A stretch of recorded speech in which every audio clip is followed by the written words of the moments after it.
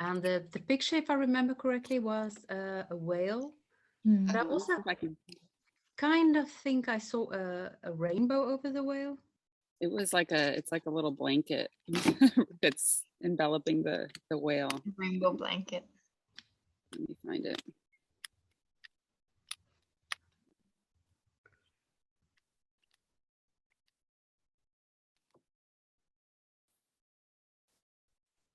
Sorry.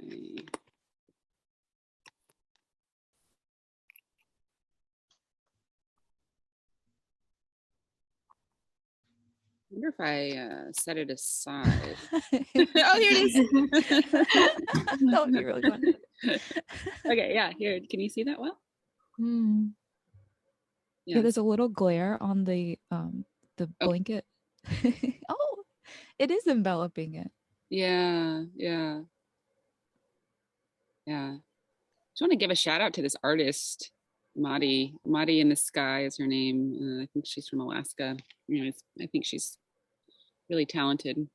Yeah. Really incorporates a lot of obviously natural earth elements and indigenous perspectives or wisdom culture perspectives. So strength, yeah. Yeah, it's gentle strength. 'Cause the majestic, humpback whale in that photo, it's like just really graceful in the water, being cloaked in a rainbow.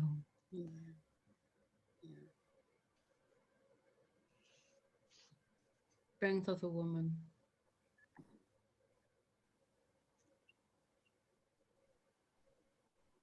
There was so many. I have so many conversations with you guys in the month between our meetings. Yes. Yeah. It feels like I've talked about this already with you before, but it will be interesting to see your actual reactions to what I have been saying to you all along. So, well, the first thing that I want to discuss that came to mind was, I don't know if you guys saw the video that Jordan Peterson did with Jonathan Peugeot's brother, Matthew Peugeot. No. Haven't watched it yet. No spoilers. Okay. I'm just kidding. Oh, I'm gonna have to give one spoiler. Okay. Okay, so he's working on a new book apparently about the feminine perspective in the Bible. Oh, interesting. Yeah, and Holly, again, I had to think about you. And so when we were talking about names or titles, because he speaks about the snake in the garden, and he says nobody ever asked, everybody's like, how can the snake speak? But no one ever asked, how can Eve understand the snake? And then he talks about how the woman's role is to communicate with nature and with creatures. And Adam names, he's like the logos, which like puts the name on things, but Eve is the one who actually communicates with the creatures and is the one who is capable of forming relationship, and then should be the one who can also connect Adam to creatures. So that keeps playing, and I don't know how to put that in one word. Like, what does that make? What would be one word to put that, the ability to communicate with creatures and with nature? Intuition is the first thing that comes to my mind. What were you gonna say, Isa? I'm curious. No, that's why one of the words I put down that kind of came up was like wind whisperer or something like that. Like this idea that you can also like understand those like murmurs or understand those other languages that come from nature, right?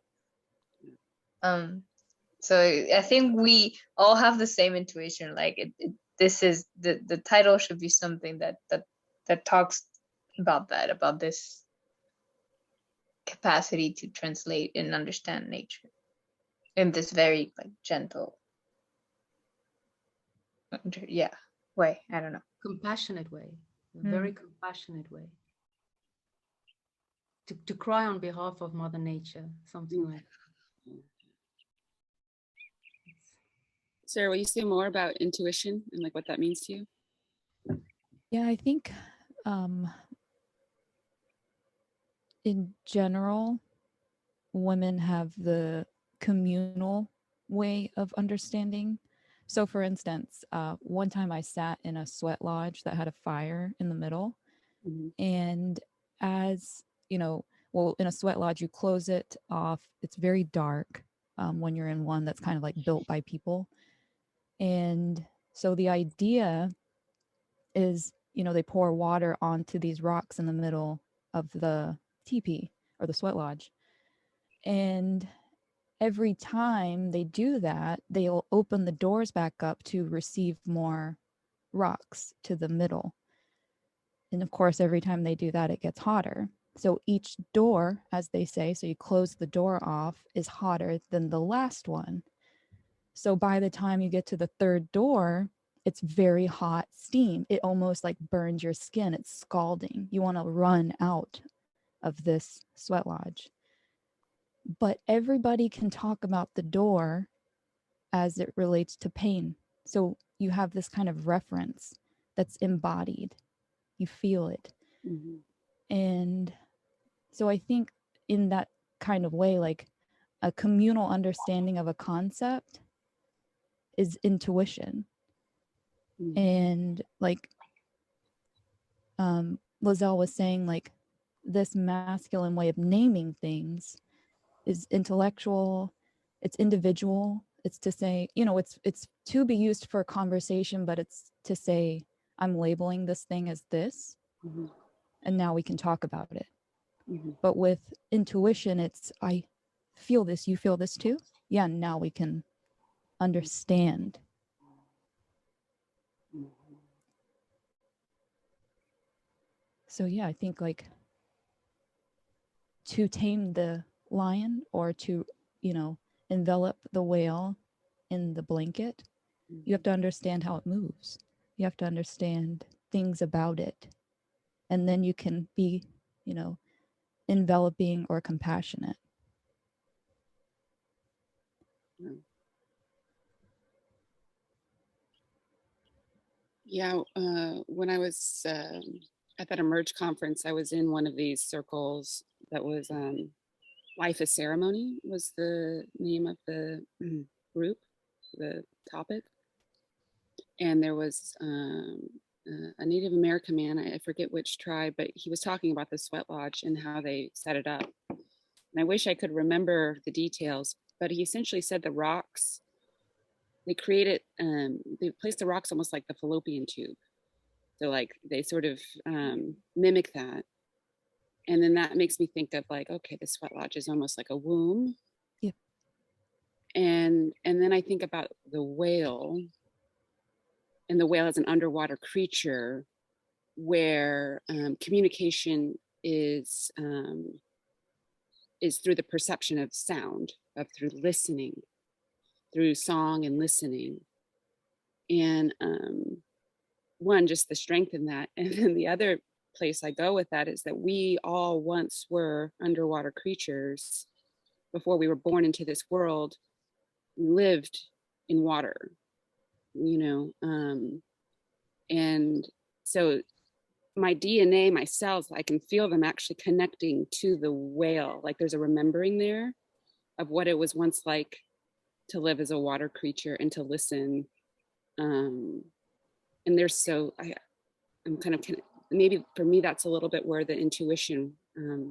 That's kind of what intuition maybe feels like, or is one way of framing it. Nice. Yeah. It almost makes me want to just sit now for a second and just thinking to what it feels like to be a whale. Yeah. Just to Mm.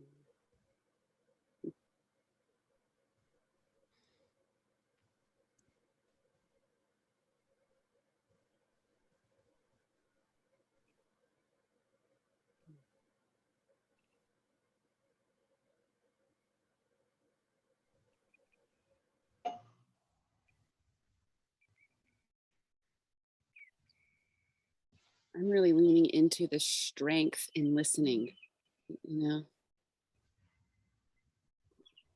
listening as strength, Mm. For me, the strength was in the movement and the ease of movement through the water. Mm.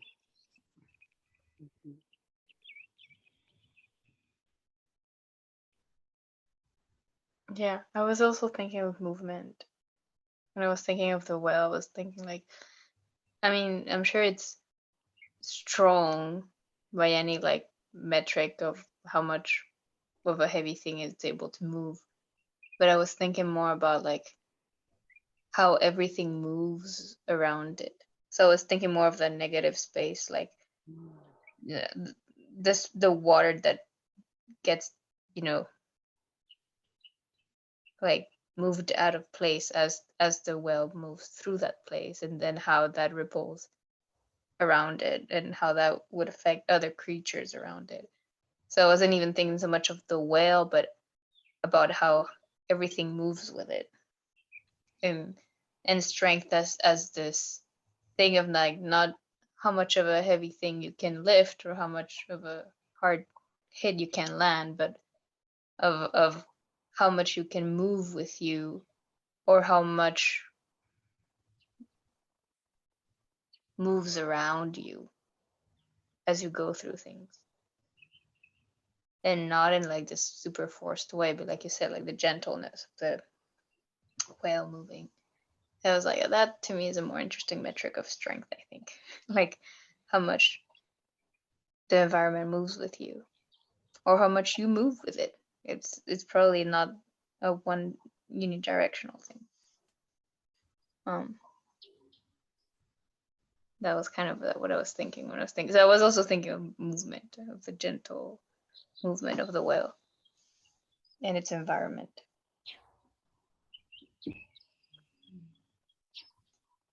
That's very moving, is the metaphor that I thought of, and how much strength is there when you can artistically produce something that's, you know, evoking a feeling. Mm. Yeah.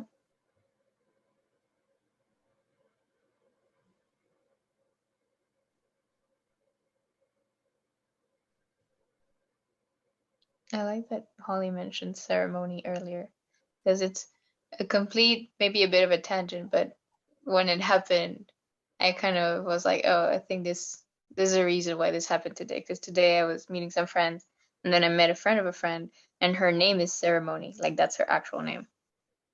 And I was like, oh, I feel like this might come up later today because it's such an important thing, I think. Or just is one of those words that I know is important and means a lot, and maybe I haven't quite grasped yet what it is, but I also think it plays into strength, or it plays into some of this. Haven't figured out how exactly, but The movement is like the ceremony is like this movement that takes everyone along with it. Like, so everyone is kind of moving in the same, towards the same purpose and to the same rhythm almost. Mm-hmm.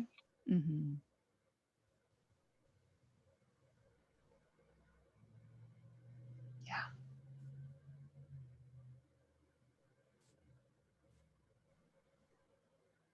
Yeah, I also want to bring in the strength, like when that movement is quite violent. You know, I've never, you know, given birth to a child, but I've, when I was out on that fast, like I had this very, my body was rearranging and reconfiguring in very intense, quick ways. And I mean, I got really sick. And I was like on all fours, like heaving. And it was like childbirth like, I guess. I mean, that was sort of the image that came alive. And so this real strength of like I mean, there was a different kind of strength. You know, we're talking about the gentle strength, but then there's also sometimes life moves so intensely, like with this kind of violence, you know, carving pathways and gorges and so forcefully. And so there's also that strength, and to be like Lizelle's talking about, how to move with that as well, how to feel the fullness of that intensity, also is a kind of strength, Side note, when at one time when I was speaking to the three of you, I called you by your titles because I was trying to find out what fits, and I said, "Hello, Oracle. Hello, Architect," and then I said, "Hello, Giver of Life." And when you speak about this, I'm like, oh, I have to mention it. That Giver of Life came to mind. Yeah. That just spontaneously popped in my mind. Ugh. I was speaking to. Thank you. Oh my gosh. It feels really good to be named. Sometimes it feels really shitty to be named. You're like, don't name me. We can do it too. But it's also like, I'm like feeling the incredible love of also being named, like intense love of being named. So God, thank you. There's almost a part of me is like, I'm not worthy of this, like stop. And there's also a part that's like, wow, enjoy this receiving too. Wow, yeah. And what an invitation to do that for each other,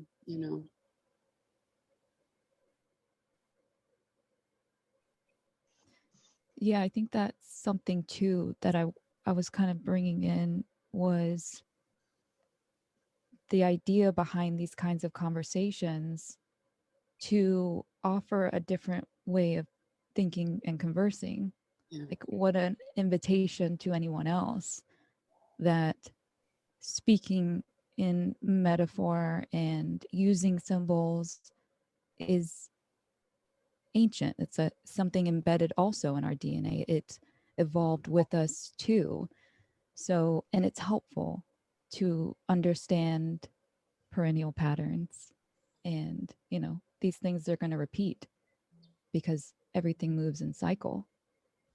So, and we're very familiar with that. I'm going to probably this is right around the time of my moon when we do these talks. So it's always fresh on my mind. Yeah, but I mean, I had intense pain yesterday. I was like trying to stay in it and, just like recognize this is how I'm communicated with. This is how I'm humbled. And sitting with that for as long as I can before I take something for the pain, it's a reminder, it's a humbling, it's a recognition of my wildness, of my connection with nature. And it's, it's going to continue to come back. And yeah, I just, I was thinking about how, well, recently, I guess it hasn't been too recent anymore, I stopped doing my meditation. And the reason I stopped doing my meditation was because I was doing meditation with Sam Harris on Waking Up app. And some recent events with Sam Harris where he was on a podcast and he said some just completely out of left field things, to maybe stir people up, maybe to be provocative. But it kind of upset me. I felt kind of betrayed. I'm like, somebody's that I've trusted with my mindfulness has come out with this, like, obviously not very mindful thought, like was not consciously aware of themselves when they said that. And so for a little while, I wasn't doing my meditations. I wasn't in that cycle. And just from that, I've just been really stirred up with thought. And finally, I faced that thought of not wanting to be shunned for my ideas. Like, that's kind of this fear that I have, is if I do express my thoughts, if I do say them out loud, then that's kind of fuel against me. What if I say the wrong thing? And then I get shunned. And I was doing that to someone that had taught me how to think from a third perspective, or the observer mind. And so I can, I still haven't resolved this dilemma, but I think I'm starting to move back into, I could probably get back into that cycle. I could probably get back into that practice, even with that kind of betrayal. But yeah, I don't know. I felt like bringing that up too, because Sam Harris gets around and talks to a lot of people, and he's recorded saying a lot of the things that he says. And in that situation, it wasn't the greatest thing to say. It was actually awful. And that doesn't mean that his voice is no longer, important. So that's what I feel like is a practice I'm, establishing with these conversations, is like having this ability to just say what's on my mind, even if that's something that I have to review later, The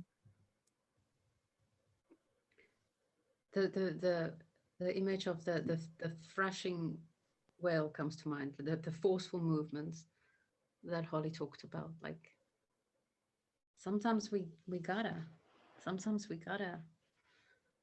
go with that as well. Mm-hmm. Yeah, I can so resonate with what you're saying, Sarah. It's really powerful. But sometimes, we put, and this is, I'm really speaking personally here, things I tend to do, especially with the divine masculine, which is putting, and this is like, I think really roots back to my relationship with God growing up, but putting that entity, that person on a pedestal.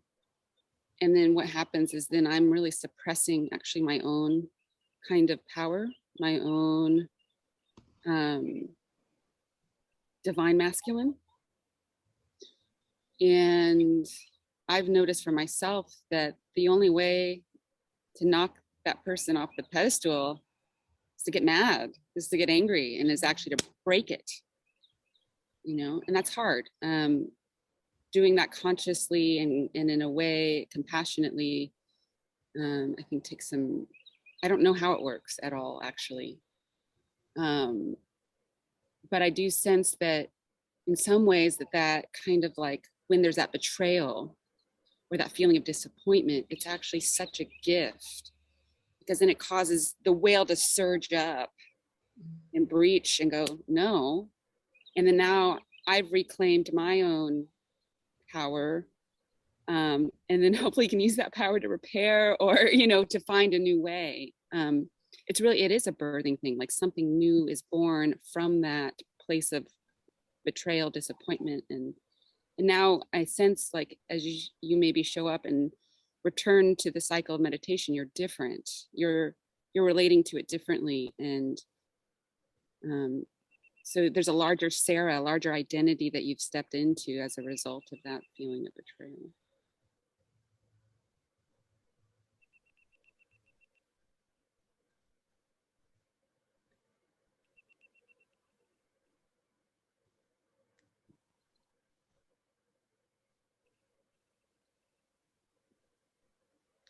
Moby Dick comes to mind. But that's it. Nothing specifically about Moby Dick.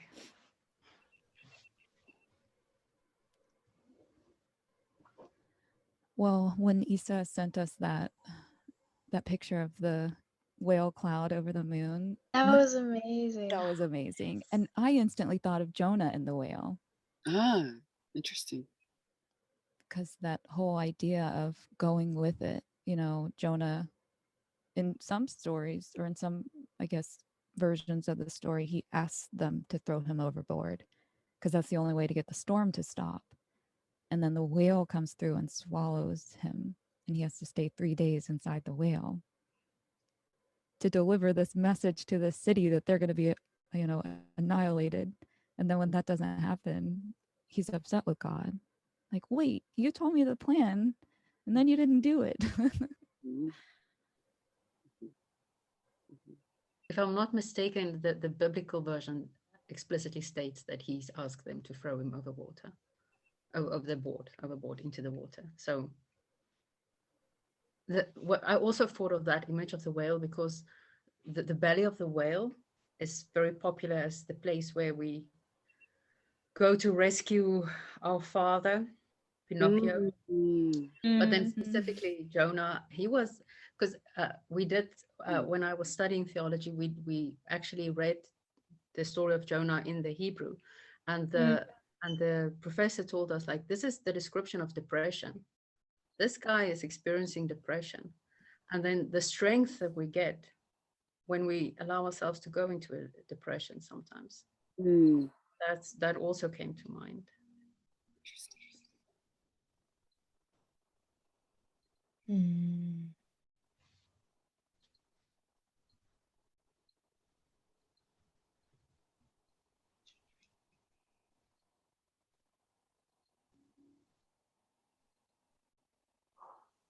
Yeah, all of this for me is like pointing to this notion that like all these like supposed enemies or supposed foes or barriers or blocks are really our friends, you know, in disguise. It's almost like a piece of us. Sometimes how I think about it or conceptualize it, it's like a piece of me coming to help me. Like, you know, there's like future me sending out the troops, being like, all right, you know, if you want to meet me, if you want to meet this future me, here's some tools and resources and things you've got to work with. And they're really you. It's actually really you coming to support you.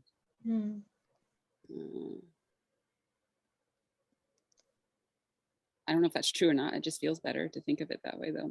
It feels like a great way to look at it. I'm gonna take it on from now on. Yeah. What does future me want me to do with this? Yeah.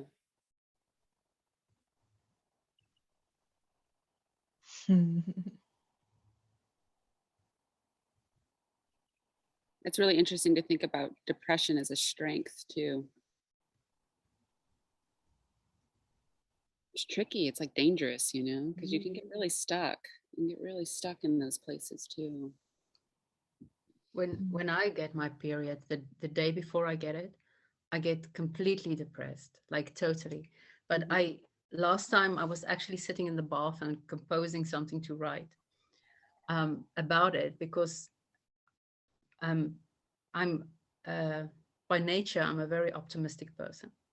So I can't really relate to that type of depression, except for the one day a month. And it's horrible. It's horrible.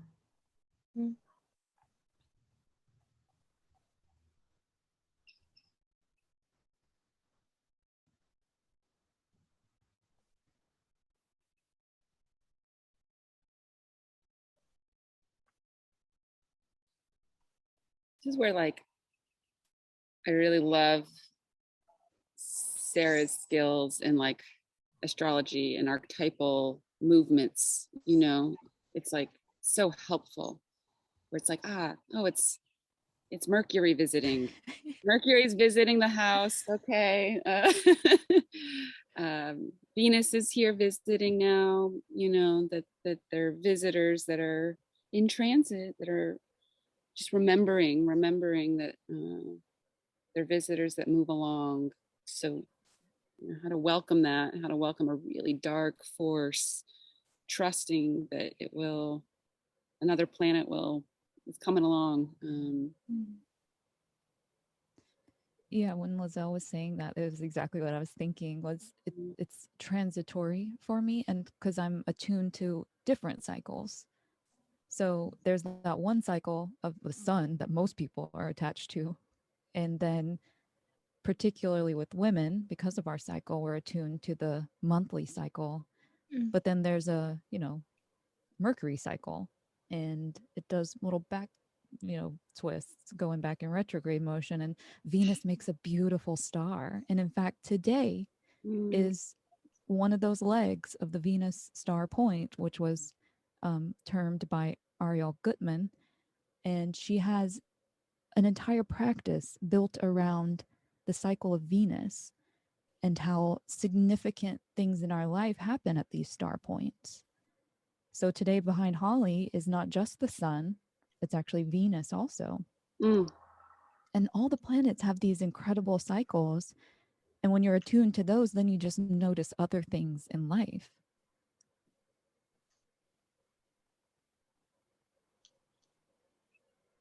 And yeah, sometimes that's heavy.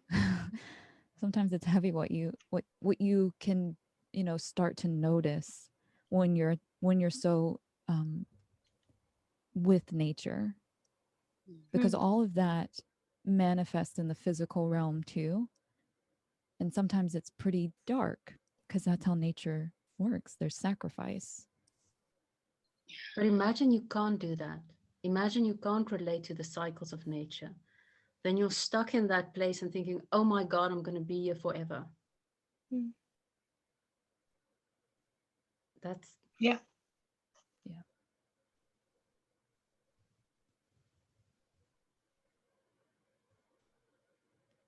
Well, it takes me back to Jonah and the whale, how Jonah knows I'm going to be out of here in 3 days versus I'm stuck inside.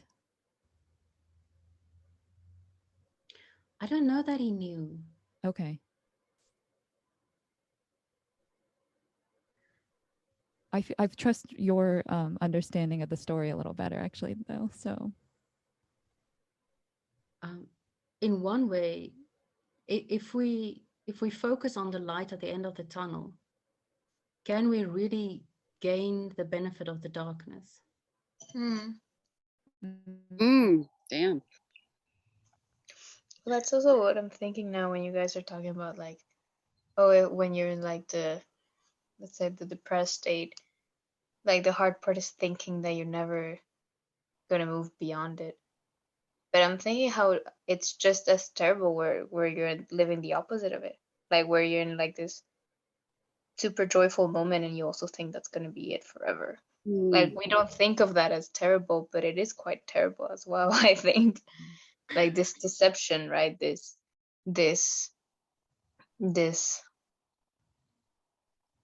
maybe it's being way too naive, or I don't know what it is, but this idea that, oh yeah, I can somehow guarantee or pretend that the world is going to be in this perfect state forever, and that's just as much of a deception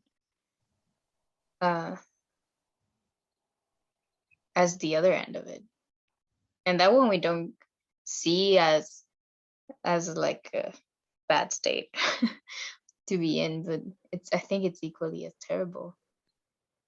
So that's also something I'm learning.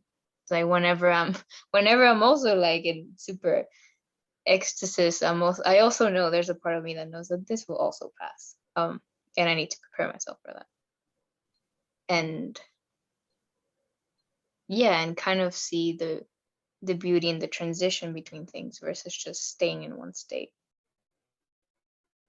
whichever one it is. Because there's a bit of that as well. It's like, it's not so much, and this is also something I've learned, like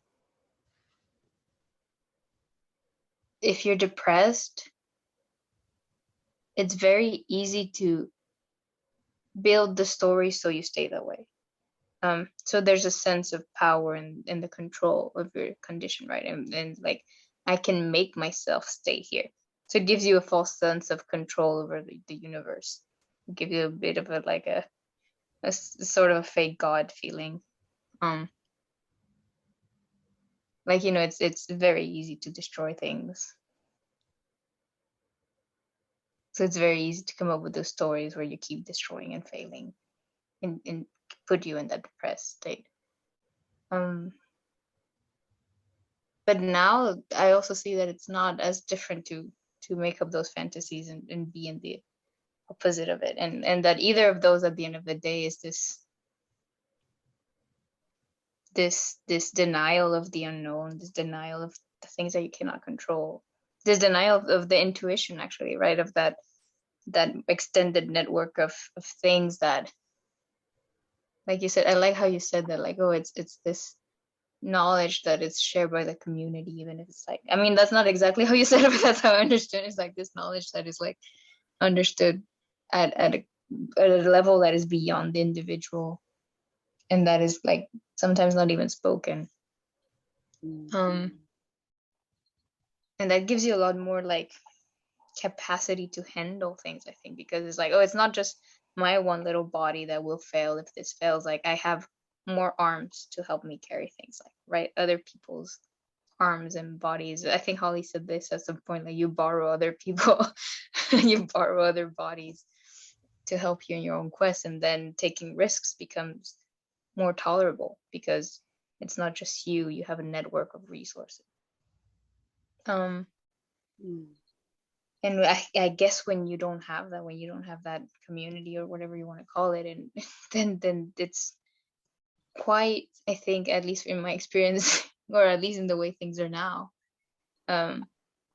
normal and human and easy to default into that sense of like, well, I'm just going to try to control everything. And in many ways, I think this depression does that. It's very easy to control your condition of being in a bad state. It's very easy to spin the story and make everything terrible. So yeah, I was thinking of that. But then the other end is just as bad, I think. We don't look at that as much. But I'm slowly learning that also being in that, like, it's pretending that everything is always good, or pretending that you can stay in such a permanent happiness. That's not it. When you first spoke about staying in that state of happiness, I physically almost became nauseous. Right? I mean, your body couldn't support that. No. Right? No. Like you would probably become actually physically nauseous. Yeah.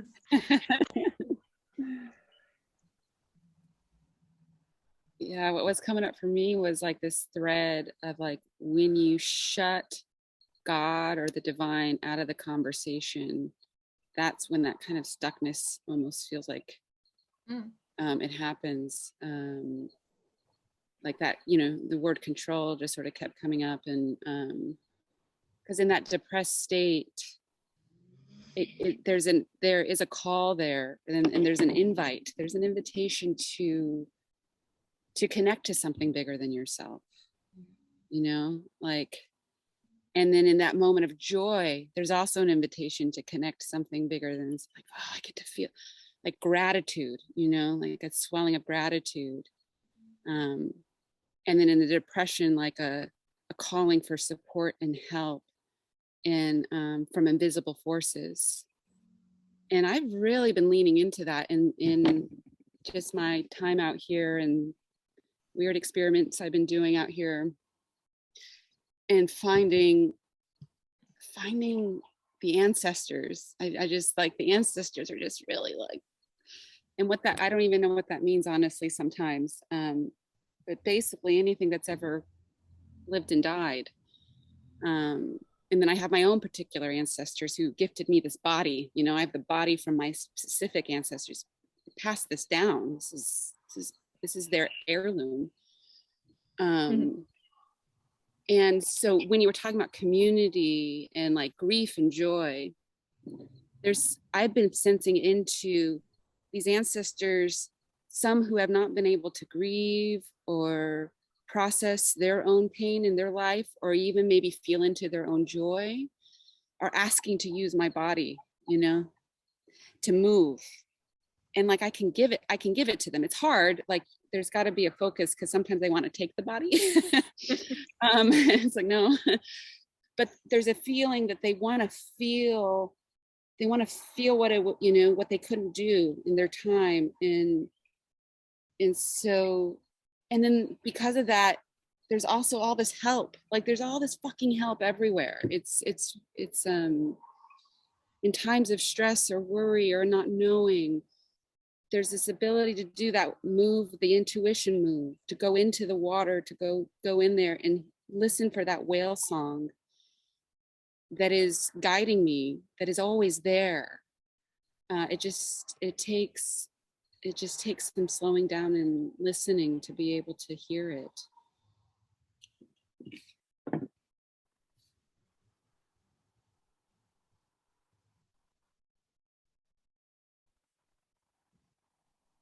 The image of the whale, while both Isa and Holly was speaking, was like kept coming back to my mind.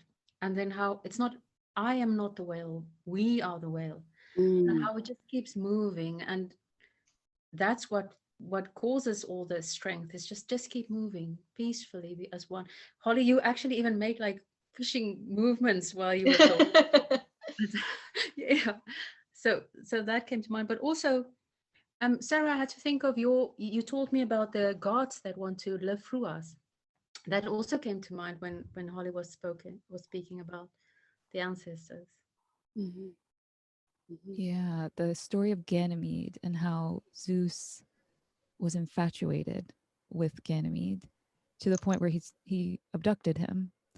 And it was because he was like, his infatuation stemmed out of wanting to live through the life of humans. Like, humans die, there's an end point.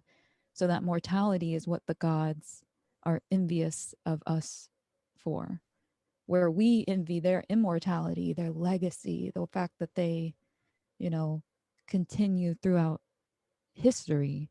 And what the gods find so fascinating about us is that we have an end point, and therefore we need to bring meaning into our lives.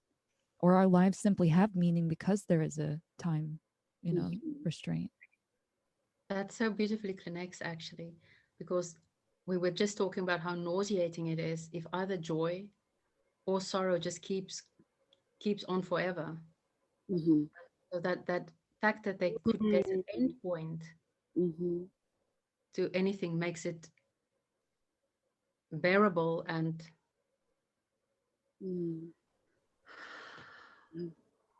what's the word I'm looking for? It's not just bearable, it's exhilarating. Mm-hmm.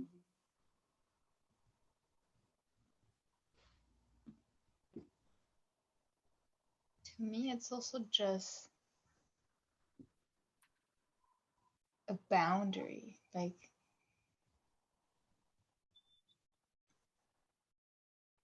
I remember like almost a year ago with the New Year's.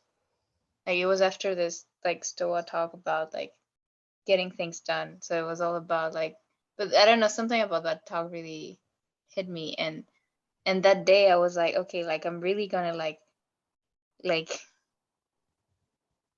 get things done. And it was literally like this thing of like washing the dishes felt like the heaviest thing I've done in my life. It was like, I am washing the dishes right now. Like, this is like what I'm choosing to do with my time on earth in this moment. It's like doing this. And it felt terrifying, but it also felt like, I don't know how to say it. It really felt like I saw death.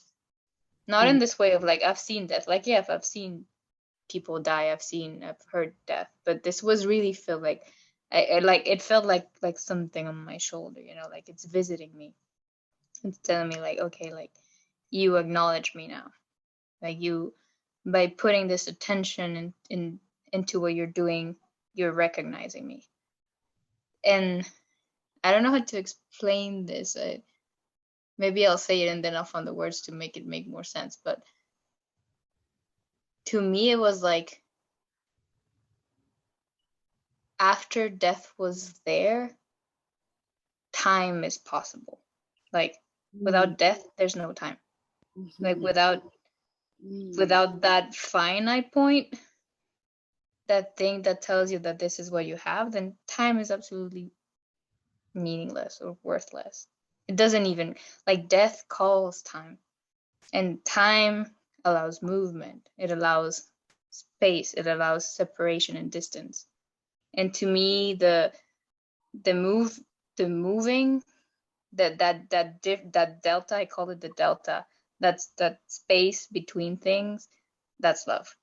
Like, love is the thing that allows the connection between the differences. Whether it is you and a future version of you, or whether it's you and another that is at a different point in space. And like that separation is not possible without time. And then time is not possible without death. Something like that. I don't know. I don't know how to explain it better, but that was like something that dawned on me that day. It was like, yeah, that's why we need death. Like, without it, time is meaningless. And if time doesn't even exist, you have no separation, you have no difference, you have no movement. And without any of those, then there's no love. Damn, Gil. I'm glad that you seem to understand what I'm saying, because I am not even sure that I understand it. But I think I do. Maybe I don't, but maybe it's not meant to be quite totally understood. On the level that matters, I understand it. Yeah. The whale knows. Listening. I mean, what's really cool about that is like, okay, when I was listening, it's like, love is gravity. Love is that gravity, but love is also the separation. I think sometimes I've really been playing with this, like, yeah, the delta, the triangle. Oh my, I mean, there's so many symbols. Like the triple, right? So the three. Yeah. You know, sometimes when I'm talking to people, you know, and they have a loved one that's like hurting or addicted or whatever, something that's really painful, and there's this sense of boundary needs to be made. You know, there's a sense of gravitational pull. Let me help. Let me rescue. And that being love, but also the love of separation, the love of work without words, the love of actually creating distance, that actually sometimes that fracturing creates the gap through which the love can come forward. And so you need separation to be able to see each other. Yes. Right? Yes. I can only see you if I'm not you. I can only see you if I'm here and you're there. Yes. Like, yes. To recognize each other, we need that separation. That's right. To see us in our myriad of different forms that we really are. But I've also really been feeling into this, like the Sam Harris thing of like, just like, I got to separate. I've got to actually, I can only like, it's almost like I had this like image of, you know, sometimes we think of love as just being really close, but then sometimes you get into an airplane, you know, so you've got to like look at it from a different angle to really appreciate the fullness and to really appreciate the complexity of what that thing is. And sometimes that requires us to walk away. You know, I guess I'm just really playing with this notion, or maybe this, what I'm feeling is a false conception that setting a boundary or walking away is not an act of love, but that sometimes it actually very much can be an act of love. Because sometimes it tears up, sometimes it tears my heart out to say no. Yes. Yeah.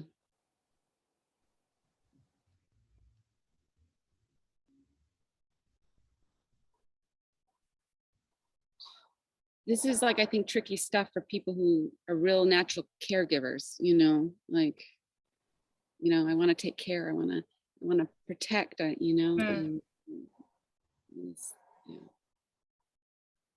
Yeah, I mean, one of the real like conflicts that I was having with that was that I started to seek identity out of people that agreed with me on that, you know, distrust. So now we've all got this common thread of, well, I don't like what he said, and I don't like what he said. And it turns out that's a much flimsier attachment than to, you know, have things that you can agree on. And of course, there are things that I agree with Sam on, and there's things that I disagree with him on, and that is okay. What I find in a lot of these online communities that we, you know, all have various ones that we are involved with, is that there kind of becomes this kind of cult following that I am averse to. Not really. I get just as, you know, enthralled, infatuated, putting them up on a pedestal, like you said. And so I kind of have these moments of existential crisis where I'm like, have I become indoctrinated again? Because I catch myself, in like indoctrinated fields of thought. Like for a while, it was the herbal community, and then it was biology, and then it was, before that, religions of all kinds. And so, yeah, I keep just like catching myself getting too stuck in an identity and kind of trying to make it to where other groups are part of that definition. Other groups help define who I am, as opposed to just remaining that separate entity, just being able to see myself reflected in others, and that being flux, that always changing, that never having to be, okay, now they know Sarah because this is what Sarah is. It's like, well, no, maybe today I'm not, you know? So, catching that movement too. I think this is something interesting about prophets. Well, I should state like, like Jesus, Muhammad, all of these, the Buddha, ideas that move through history, that move through time. It's kind of like the whale has those little cleaning fish that kind of suck on it. Like I'm kind of feeling like one of those that's kind of following like a pod of whales, and maybe I come over here and I'm eating off of that one for a little while. And that's fine, but it's all kind of part of this pod movement. Whole bunch of different kinds of thinking in this intellectual space that's kind of moving together, but sometimes some of those whales kind of veer off, and yeah, I don't, yeah, I want to just remain with a herd or a pod, but at the same time keep my own individual ability to bounce off of those.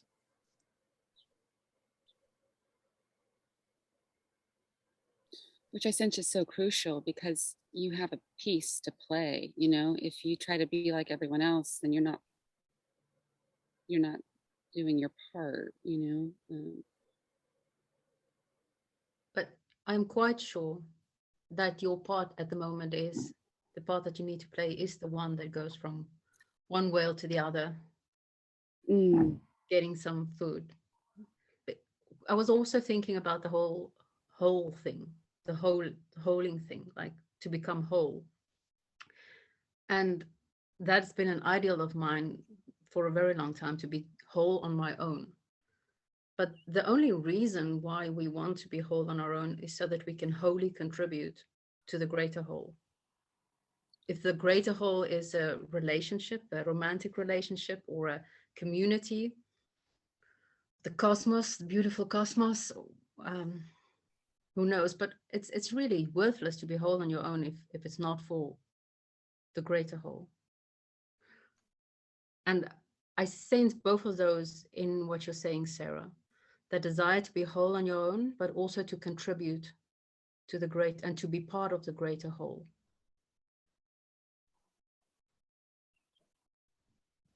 Yeah, it's like at some point, and I think I've kind of experienced a little bit of this, all of your friends become seekers too. And so you're kind of all on a quest together.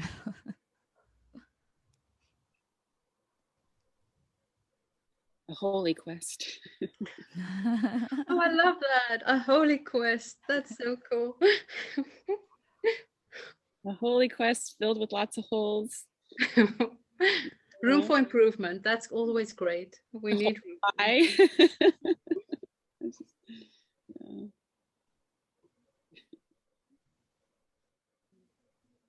Lots of holes in the Holy Grail and it leaks. That's great. The Holy Grail.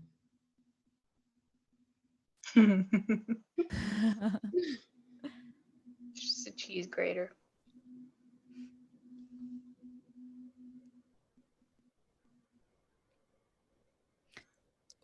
Isn't is the strength card in that deck also the 8th card? Does it have an 8 on it?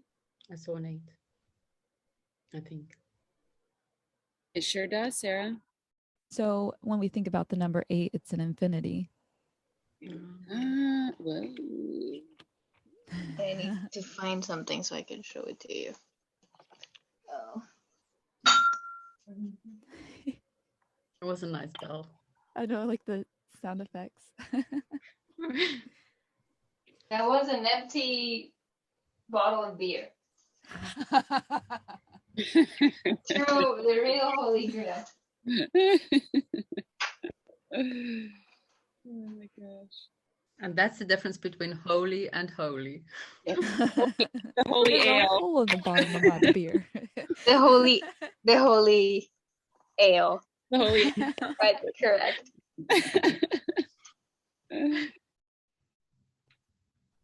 I'd love to be drinking with you all right now. I mean, the funny thing is, I don't really drink, but I bought this same beer from this really nice shop nearby.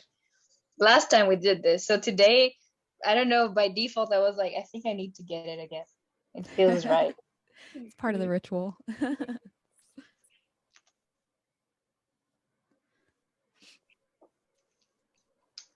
Yeah, ritual is important.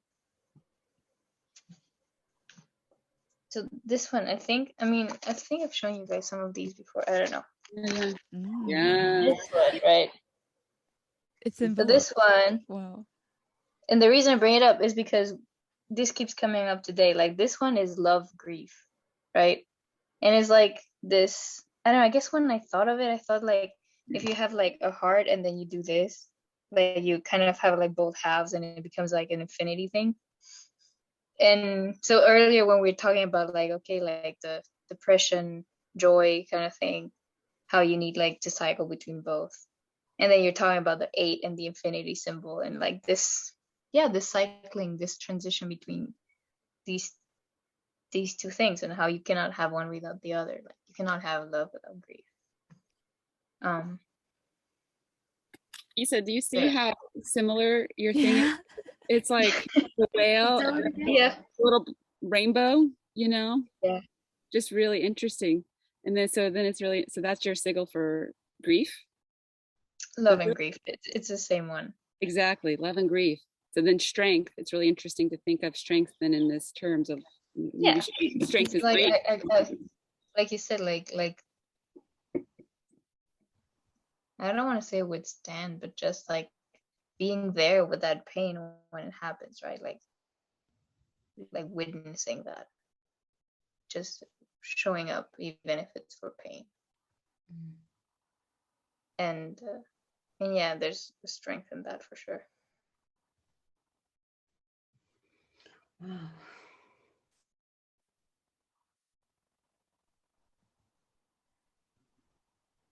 Doesn't Zak Stein have things to say about this as well? I think, Holly, you know him better than any of. Yeah, he actually had a recent conversation on Daniel's Metagame podcast about love. I mean, his thinking is so rich and complex. You know, I feel like if I try to synthesize it or summarize it, I feel it. It's one of those things where I feel it, and then it's very hard for me to verbalize and give it words. But one notion that I just fell in love with was matter as an expression and creation of love. Like matter comes out of love. The world is basically founded on love. It's the fundamental sort of crux of all things. And of course, like I said, he speaks of this in a much more fluid and poetic way. But it's so refreshing to hear someone so learned, such a polymath, such a scholar speak in this way. And it just resonates. It makes my whole body light up. Like it's really wonderful to hear love being brought into scientific discourse as a real viable thing. Just now you said like, you know, when we're talking about this, like, oh, it's like a gravity, right? It is an actual like legit force of nature. That's what he talks about. He talks about gravity is actually a force of love. It is love. It's love. Gravity is love, like more or less. Definitely listen to it if you know. I don't want to be, you know, messing up his thing, but you know. but is that even your definition of or your realization when you encountered death on your shoulder about time Mm. only existing when there's death, or only becoming meaningful when there's death, and without time there's no distance, and without distance there's no love. Yeah. That makes love the cause of existence, of being. Mm. So even in that sense, then love is the ultimate creative force, which it is, because how a baby's made. That's great. Well, it's cool because like, okay, like, and then there's been that recent Stoa thing on with Evan McMullen about trolls and egregores and sort of, and right, like these constellations of sort of forces that are destructive, and then at the end of Zak's conversation, he talks about, right, like kind of what we're doing and what we're experiencing is like bringing together forces that are these, us as word warriors in this beauty battle. I don't even really like kind of the more, I mean, there's the warring metaphor there, but essentially, what can we create? What constellation, what kind of force field can we all create, or can we create by coming together as a pod, coming together as a herd, and that these sort of egregores actually, that's going to be tough if there's enough force with love coming together. That's going to be a really tough thing to for them to, whatever, I don't know, I'm losing the metaphor here, but like, I don't know, I've just been thinking a lot about that, even with our collective journaling. Like, what if we all intentionally focused on kind of one question, or we put all of our forces together in a real deliberate, concise, or precise way? What could we create, yeah. You should ask Peter if maybe once or twice we can do that. I'm Mm. sure you would love to play with the experiment. He likes experimenting. Yeah. Yeah.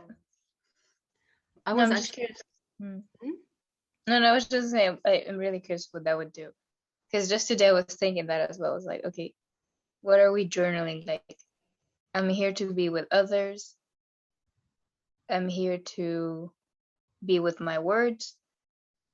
I'm here to share my words with others, only to realize that my words were with them all along. Like, that's the thing that keeps happening, right?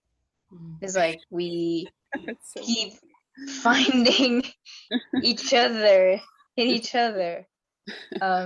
Wow. we keep So finding if that happens already without the intention of making it like, let's focus on this, I'm really curious what the result would be if we actively decide to like make it that we focus on one thing. Mm-hmm. All right, that should be interesting. we keep finding each other in each other. I love that. Yeah. So what I was also thinking, and our time, I don't think actually what we are doing here can be properly called dialogos, because dialogos is following the logos, and I don't think we're following the logos. I think we're following love. If you look at the text, especially that we send each other, there's so much love. And Isa, I told you, especially that text, like we teach each other how to love in new ways. And I think that's, well, I'm more excited almost about what we're doing here than about dialogos, because I listened to a talk of John yesterday in which he mentions Plato's idea of Eros and how he didn't quite get where he wanted to, because what John thinks where he wanted to go was more like agape. And I think what we're having here is a kind of agapic Eros or erotic agape, because there's heat and it's sexy and it's erotic, but it's so agapic, and like we build each other and we grow through each other. We become persons through each other. And I just think it's beautiful, but it's not dialogos, it's something Yeah. else. Dia Eros or Dia something. Eros. Dia Eros. That was the word that came to mind. It's like not dialogos, Dia Eros. Yeah. Dia Eros. I thought about it, but it didn't sound right in my mind. But when you say it, it does sound right. And that's what we do. We're all like, all of us are such, again, wordsmiths and word artists and word warriors, that like word goddesses, like coming together to create new language, you know, which then creates new feeling. And so I love it. Like we're I think the right crew to come up with new words for things like this, you know. Yeah. Born in love. Bridges. There need to be bridges between what the philosophers are saying, what the biologists are saying, what the creatives are saying, people that produce art. Like today, I was talking to my sister and she showed me a video of my niece.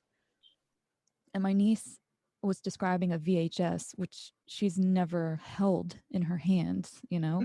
She doesn't know in this way what a VHS is, what we put home videos on, what movies used to come on, you know? And so the way she's describing it is, well, it's a rectangle and you put it in a box and it shows you clues. So she's seen it in this context of people taking an old VHS, putting it in a, you know, player, and then getting some kind of clue for what they need to do next. So it's kind of like in a mystery kind of way for her. This is what she knows VHS is to be. But that is, I mean, nothing that she said was wrong. It's a rectangle because she's only seen it in 2D. So she's describing this thing, and I know what she's saying. But if somebody that had never seen a VHS had heard her description, they'd be like, okay, little girl, that's great, you know? And that analogy is true for anything osophy, anything ology. They're trying to speak about the same thing, but there's no coherent language between the disciplines. And so it just sounds like crazy when this isn't a normal way of conversing, when this isn't, you know, practice, when people aren't doing this in front of each other anymore, because we don't sit in groups and do this anymore. And therefore there's no example of this other than when we record it and put it up on, you know, YouTube. So yeah, I think that you're right. Like we're building language, we're building bridges so that there can be conversation, you know, maybe even more productive, because I don't think that we're trying to be too productive here. This is time spent, well spent, because we're, you know, talking about symbols and things like that. So just from a meta perspective, like what we're doing is like having conversations so that more conversations can happen by building that language.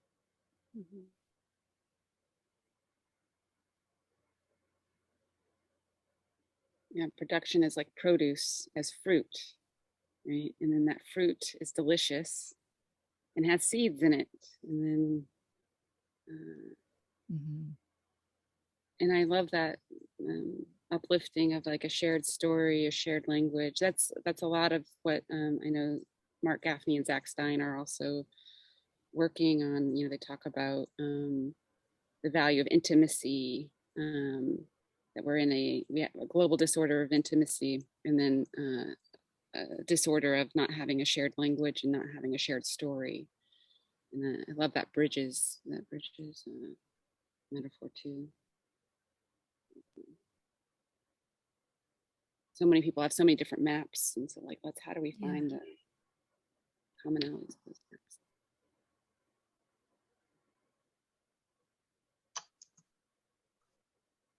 And actually speaking to you guys in real, or you to you ladies, it's much better than just in my head. Yes.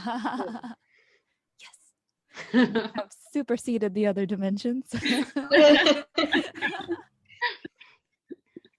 That's great.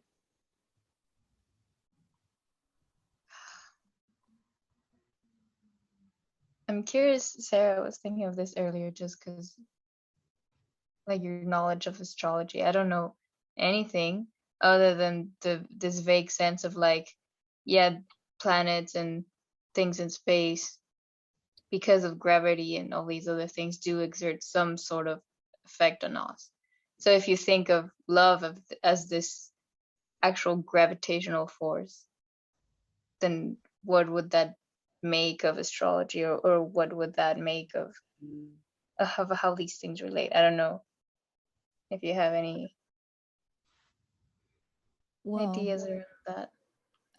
I would like I would go back to the analogy of pulse and like a heart, and so all those reverberations, all of those rings on which the planets kind of revolve around the sun, and the sun kind of being the center of that heart, which is interesting because on the Rider Waite strength card, it's a woman that's taming a lion by holding its mouth shut. And the lion is representative of the heart, courage, and what's that? Thumos. Thumos. Mm-hmm. So when I think about astrology and like how, when I look at that mandala every day, I'm meditating over the natural order of things. Time happens. We've created our perception of what time is for us, again, based on the sun. But there's more like meaning. There's more to the story. I fall deeper into the natural order when I have perception of the different ways that that natural order is coming about. So I have a deep appreciation for the mandala, for the zodiacal wheel, and I take time to meditate over it. And all of those, like Lizelle was saying, with the gods wanting to live out their fantasies through our mortal lives. Well, the planets in Vedic astrology are called grahas, which means grabbers. So they take you and they grab you. Body and I mean, snatchers. What's that? Body snatchers. Body snatchers, yeah. Exactly. So I don't know if any of that kind of brought something up, but that's what I think about is a gratefulness, a gratitude for the mandala and what that represents, and then also that desire that the gods have, that attachment that they have. It's erotic. I mean, Zeus's infatuation with Ganymede is erotic. So that's the passionate love too. It's not just this, reverence and gratefulness, but it's sexy. It's alluring. So. Okay, I had an experience. Sorry, I'm getting old. The Eros cannot. It's just. Sorry, and I don't want to cut you off, Sarah. Did you have more to say? No, it's it. Yeah. Okay, so I was fucking pissed the other day. I felt someone had said something, and it was just like asshole, and there was this body grabber that came. Yep. And this temper tantrum. So like I said, I'm out here. What's so amazing about this setting is there's no judgment.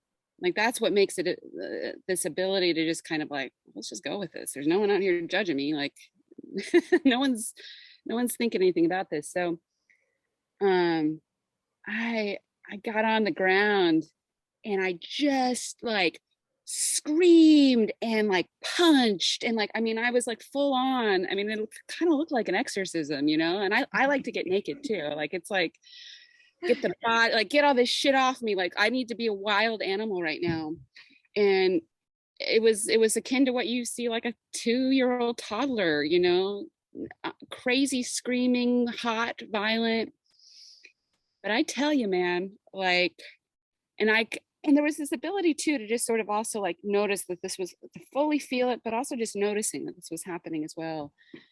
And it felt really good. It was like it was like that spirit was just coming, like the body grabber, whoever that was, that energy was coming through, and it was so excited to feel. It was like, I need to, like, whoa, this is what it's like to be me. Like, this is what it's, oh yeah, like, and it felt good. It was like very erotic. It was erotic. It was, and I was like, man, kids, like, it's so, kids know, you know, when kids are throwing a temper tantrum, I almost feel like it's this, it's like this wisdom of like letting this energy move through.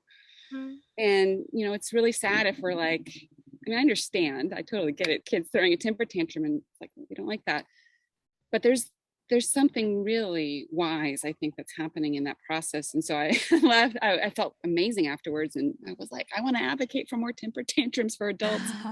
In obviously like appropriate context, you know, obviously not, it's not directed at anybody. It's just a felt experience. And so I was just, thanks. My erotic need has been met here. I mean, that, I think it goes back to what you said early, like at the beginning, where you said like when you go through these like states that like not traditionally, but generally people would say like, oh, are negative states to be in. And you're like, yeah, this is my future self helping me, or this is a part of me helping me out, right? Like, yeah, like if you don't pass like judgment on it and you just realize like at this moment this is what my body needs, and I need, hey, I have the gift of anger right now, what this what comes out of this. And yeah, and then yeah, like you said, as long as it's in a context where you're not like, I don't know, inflicting damage, or you're not destroying everything, then it's probably like an amazing thing to go through. As you did.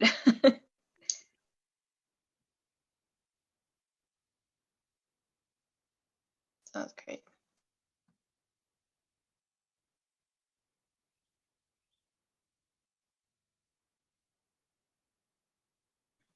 I had a different, when Sarah was talking earlier, like you said something about the pulse of things. Yeah. And that reminded me of something I wrote at some point in journaling. But it was this idea, like, I don't know, I had this thing. I was like, what happens when you have your hands in prayer, right? Like you really feel like this hand touching this hand touching this hand. It is like this infinite bouncing back and forth. And then eventually, if you like kind of quiet everything down enough, you really like hear your pulse. And I had that in the moment. I had that sense of like, oh yeah, like the real prayer here is not whatever words I come up with. The real prayer here is just like the rhythm of my heartbeat. And like, yeah, like quieting everything down just to be in that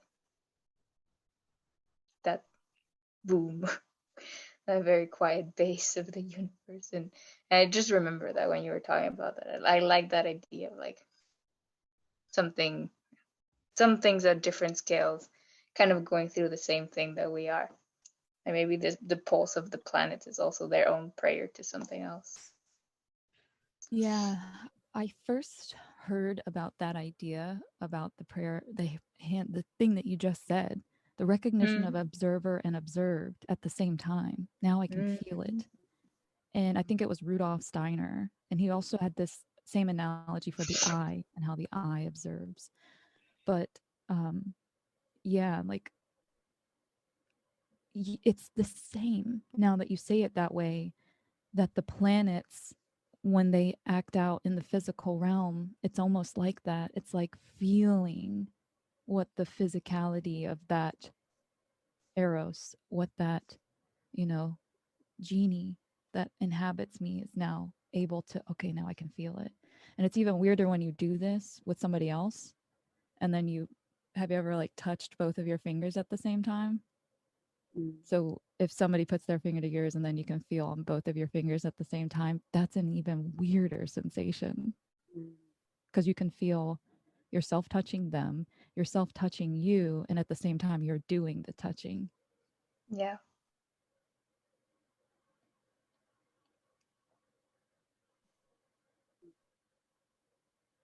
I like all this touching stuff. I don't know a polite way to say it. Dia Eros. Or, sorry, it sounds better when you say it. You say it again. Dia. Yeah, Eros. Yes.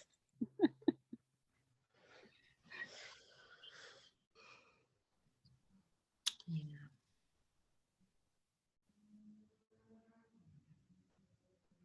I'm not sure how much time we have. I thought of a ritual if you guys are open to an imaginative ritual. Mhm. And when Isa mentioned touch, it popped up in my mind again. Yeah. Do you want to do it now? I think we're close to the ending, right? Mhm. Okay, so it's an imaginal practice. So I'm gonna ask everyone to close their eyes, but first, take a good look at the faces on the screen. And Isa. Yeah, I'm back. Okay. So that you can incorporate these faces in your imaginal practice. I also want to ask you, because this is a communal thing, that if you feel like speaking while I'm speaking, if you feel like adding something to what I'm saying or making suggestions, please do so. So, okay.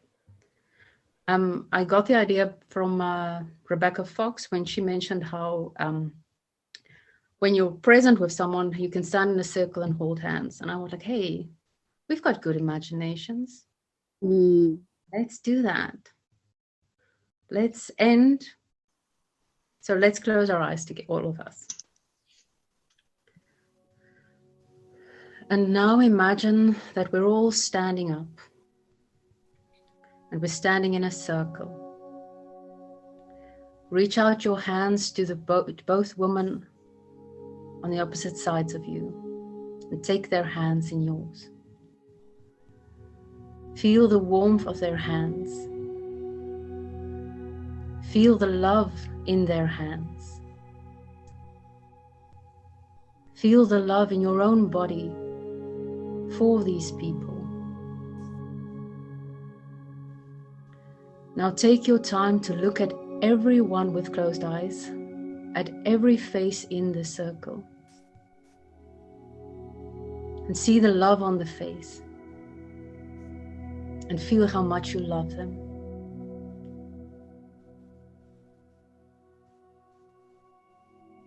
See the beauty of the face,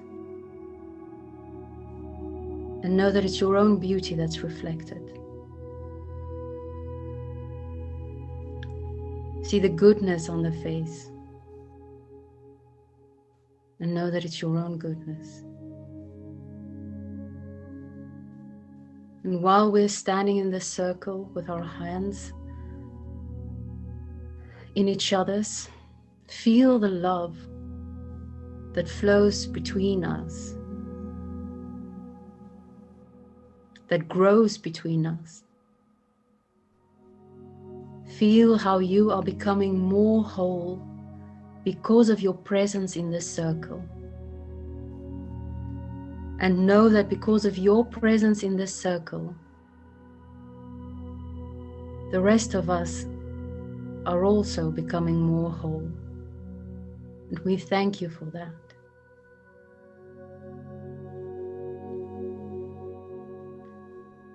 Now feel also the love of your ancestors pulsing through the hands of these people that you now know.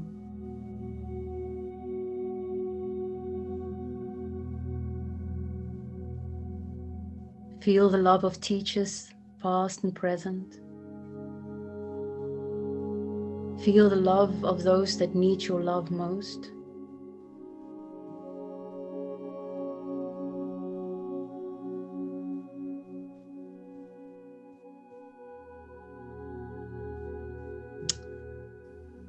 If you feel it appropriate, also invite the man that you love into the circle to represent the logos.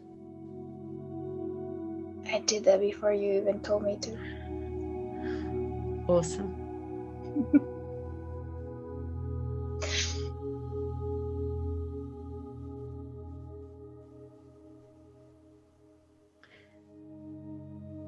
In my imagination, he's standing behind me with his arms around me, his nose in my hair, holding on to me as I'm holding on to you.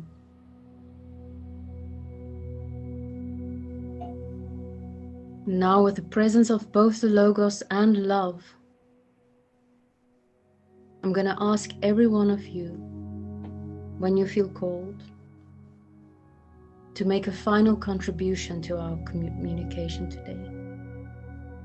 Be it a word, a phrase, a paragraph, a sound. What do you want to leave with the group? What do you want to take away?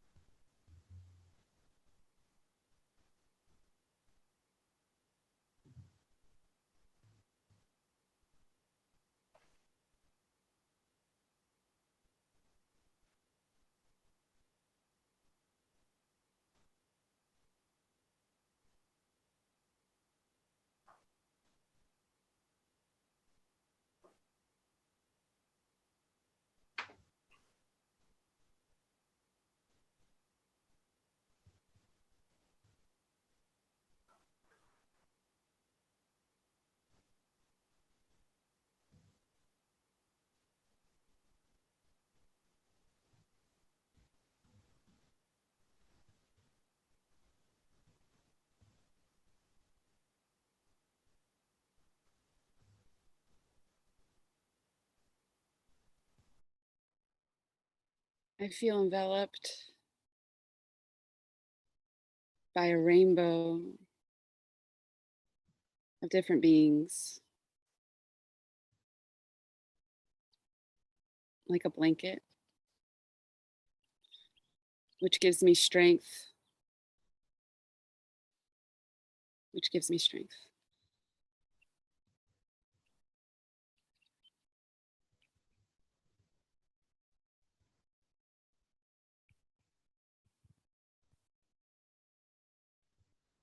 Yeah, I just had this vision, like, the circle we're holding, like, it went from being just this to like suddenly feeling like we're holding the whole world, to then feeling like we're holding like the stem of a sunflower, like moving everywhere and in every scale. And it just got this sense that, oh, we're everything. Like, we are everything.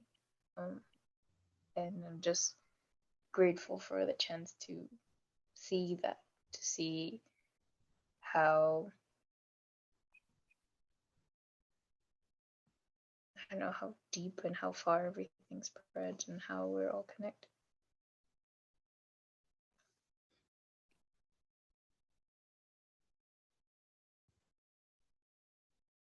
There is no strength without love, are the words that came to my mind.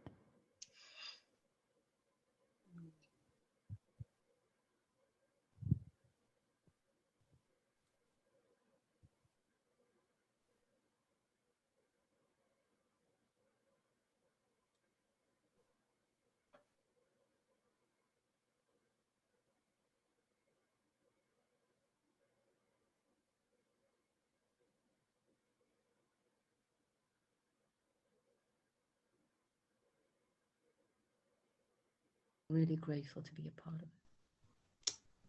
When I say amen, I'm going to ask you to give the hands in your hands a tight squeeze filled with love. Let the hands go in love. And then come back to this bodies and open your eyes. Amen. Amen.